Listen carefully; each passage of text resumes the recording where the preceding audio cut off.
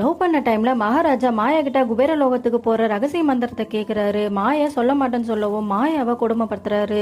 நம்மள பழி வாங்கறதுக்காக தான் மகாராஜா வந்திருக்காருன்ட்டு மாயாக்கு அப்பதான் தெரியும். இப்ப பிரசண்ட காட்டுறாங்க. கிருஷ்ணா மாயாவை பேரூபத்துல பார்த்ததுனால பயந்து போயிருக்காரு. அதனால கிருஷ்ணா எப்படியாவது தப்பிக்கணும்னு சொல்லிட்டு மாலை போடுறாங்க.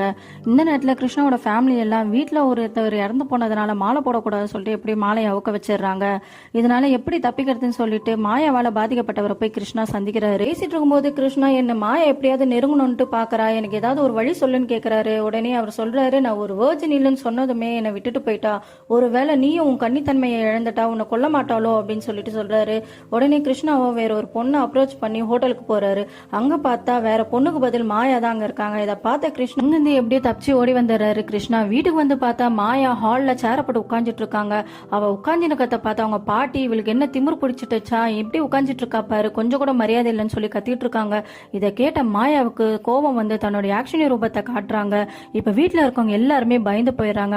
ஆனா மாயாவுக்கு ஒரு பக்கம் கிருஷ்ணாவை கொல்றதுக்கு மனசே இல்ல. இப்ப மாயா ரூம்ல தன்னோட பொம்மை கிட்ட இந்த உலகத்துல எல்லாருமே என்கிட்ட தப்பா தான் நடந்துக்கிட்டாங்க, ஆனா கிருஷ்ணா என்ன உண்மையாவே லவ் பண்ணாரு, என்னால கிருஷ்ணாவை கொல்ல முடியலன்னு சொல்லிட்டு அழுதுட்டு இருக்காங்க.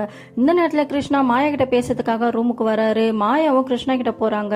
திடீர்னு மகாராஜா அங்க வந்து மாயாவை தன்னோட மந்திரத்தால கட்டுப்படுத்தி கூப்பிட்டு போறான். அங்க மகாராஜாவை தடுக்கிறதுக்காக கிருஷ்ணா போறாரு. இப்ப கிருஷ்ணாவோட குடும்பத்துல இருக்கிறவங்க எல்லாம் கிருஷ்ணாவை பிடிச்சிட்டு வேண்டாம், இப்ப அவளால தானே பிரச்சனை, அவனை கூப்பிட்டுன்னு போட்டோம், நீ எதுவுமே பண்ணாத அப்படின்னு சொல்லி அவர் தடுத்துறாங்க.